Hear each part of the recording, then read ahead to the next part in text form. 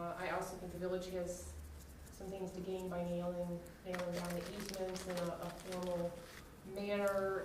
So I guess I'd like to ask Law, I believe is the expert that looked at it last, if you could send that to Law. Thank you. Yvonne would like You've to already do that. asked the law director to look at it. Right, and the last time it was in council, I know there were some questions, I've already sent those questions to him, and be sure we have answers when we meet again. I just wanted to remind you that, when we talked last about that, I brought up the fact that we need to have some kind of a maintenance requirement. We need to have a non-exclusive easement. We should have a restriction on the parking, so to make sure that the emergency vehicles have no problem into coming in and egress of a moment of emergency, and not to come in and find that their parking area has been taken by other guests, and they will have no place to leave their vehicles and jump into the emergency. So I would like that to have from the start worded on that. And I don't know if those notes are still available around, but I remember pretty much that sums it up. Right, I remember those as well. Okay. And we did say to Mr. Forbes that we needed to make sure that we had that in place. Okay. Okay, next item. Any more questions on that, or? No. Okay. I wanted to talk about the creation of a second community reinvestment area. We have our first one that is in place, but I think I would like to take a look at the rest of the community. We have we have one industrial site that would certainly, could potentially, nothing's being discussed at this point, if that would be Mobilecom, but should they ever want to expand on any of their property, it could entice them to do so. And other properties throughout the area. The first step is a housing survey, which actually includes more than just housing, but they call it a housing survey. So that would be where I would start with that process. And just wanted to throw it out to you right now, see if you had any thoughts, comments, whatever. Is there any benefit to talking to Mobilecom in some of these places before and test to see the interest level, or do you just lay it out there? But it's one of those things that if you have it in place and they need it, they'll use it. I thought it would be a soft way of letting them know that this is coming. Certainly you wouldn't hurt. I mean, that can only make them feel Get good them about their thinking about it, location, you know, that, so- and prevent them from thinking about something else. Right. And I did talk to somebody from Mobilecom already that, this was back before I was mayor, we were doing this for part of the community, and we consider that, because when I talked to them, they were running short on space to hold some of their group meetings, and were using the parks facility down the road. And I said, oh gee, you could build something. So, and that's how we got Mobilecom originally, tax abatement. And the same way with the Alzheimer's Center. Great, I didn't know that. So is your thought the rest of the entire rest of the community? That's my thought right now. After the housing survey, that may change a little bit, but that is my thought right now, yes.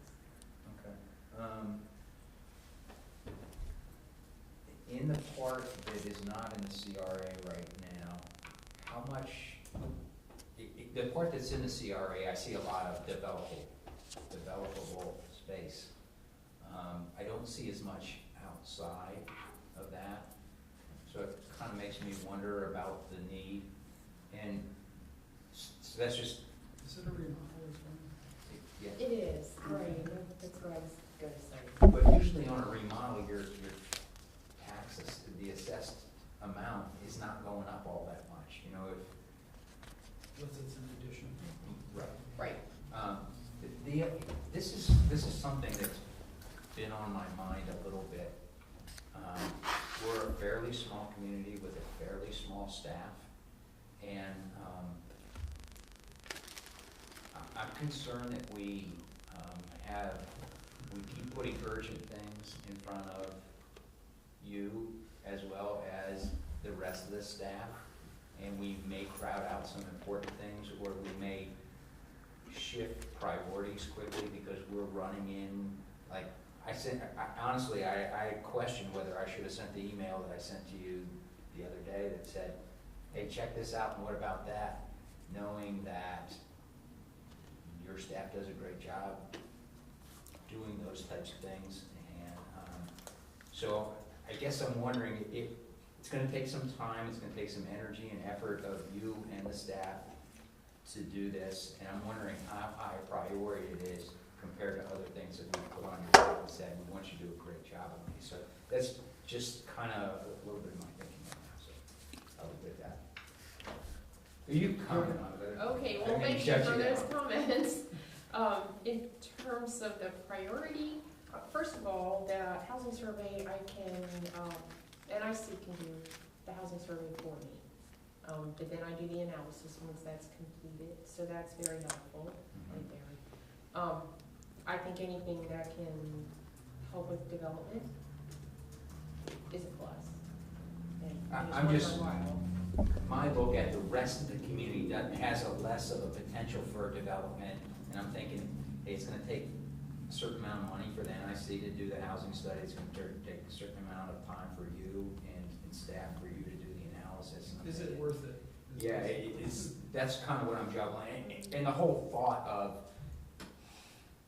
man, is this a high enough priority as compared to the other things that we're doing, so, that's just, I think that's for us to wrestle with a little bit.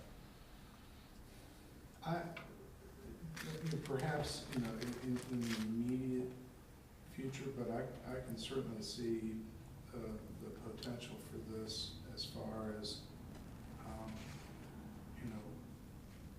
what if by some chance the school district does pass bond issue, and there are certain properties that have a change in That's a status, very good point. but aren't in the CRA currently.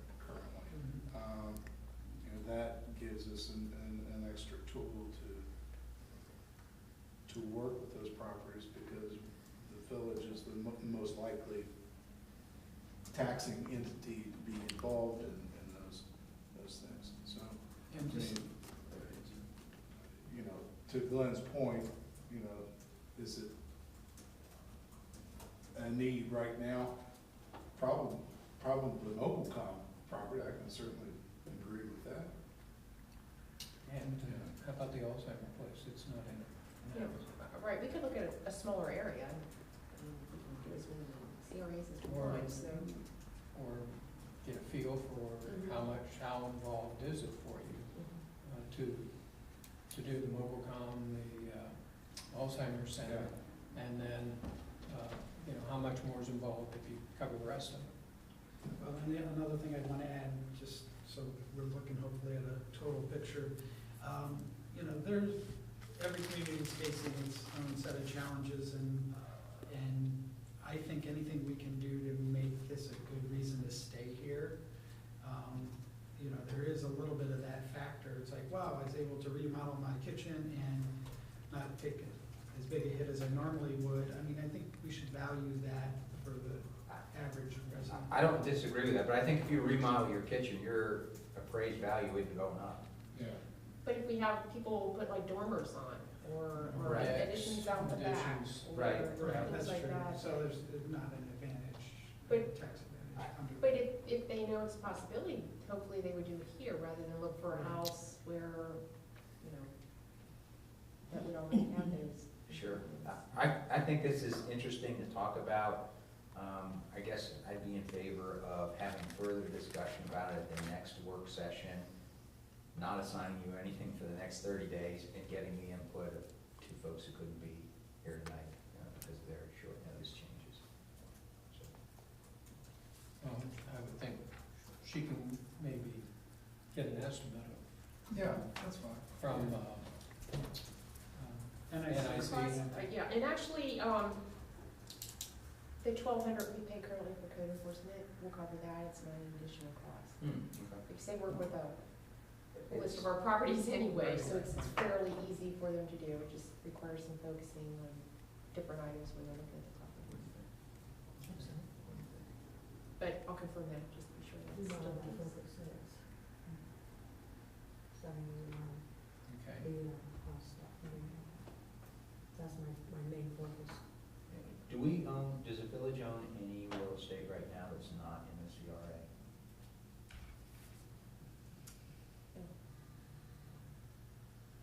It's not me. I would agree. I believe all of ours is currently in the CRA.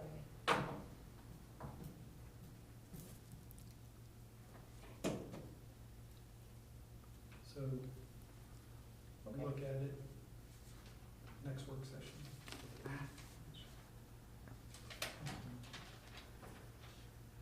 There, I took it off vibrations. That's okay.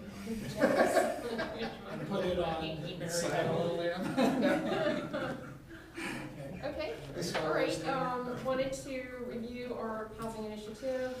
Last time I think I talked to you guys about it was probably in March when I distributed the pamphlet that, I mailed out to a couple of developers and, actually I have some artwork being added, thank you very much. It's gonna make it a really nice packet too, because I'm starting to mail pieces like through Ohio and other entities to try to attract some developers to our housing here.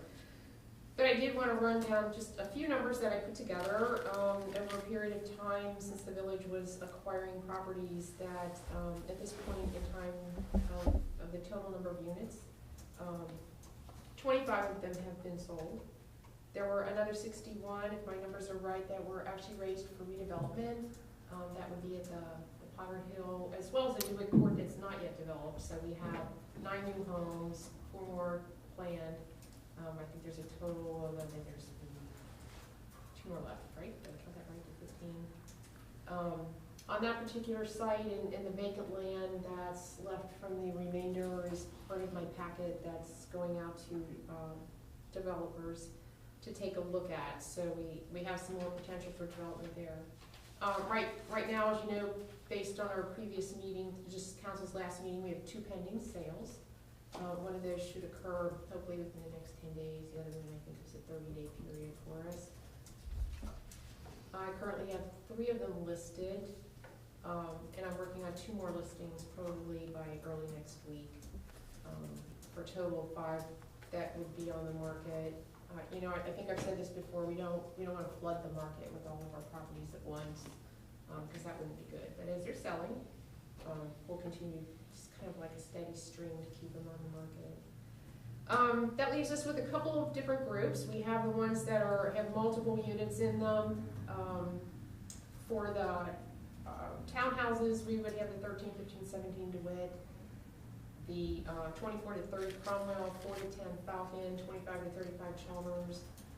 Those are and the 2 apartment buildings. Those are the ones that I currently have signs in, and I am purposely not working with the real estate agent on those because we don't want to sell those based on price. We want to sell those based on what are you going to do with that property, how are you going to do it, and how does that fit into our goals. So that's the effort that I have going on there. The 2 that I want to highlight right now are the 2 apartment buildings. As discussed and as I am proceeding right now, I am currently vacating those apartment buildings. And that is due to, at least for the village, the excessive costs that there would be to the village to renovate these. One in particular, one of the buildings, and I'm sure probably the other one too, it's going to need a new boiler, which is really pushing this at this point in time, because that's about a $15,000 to $20,000 cost. But the private sector, they can take advantage, you know, first of all, they probably have a source of money that maybe we don't have. They can also take advantage of tax breaks, either through the CRA or through historic tax credits to get those properties redeveloped. So that's the approach I'm taking with those. Also, I think I left out 26 Chalmers. That's another vacant one. That is one of our guided ones that's ready for rehab.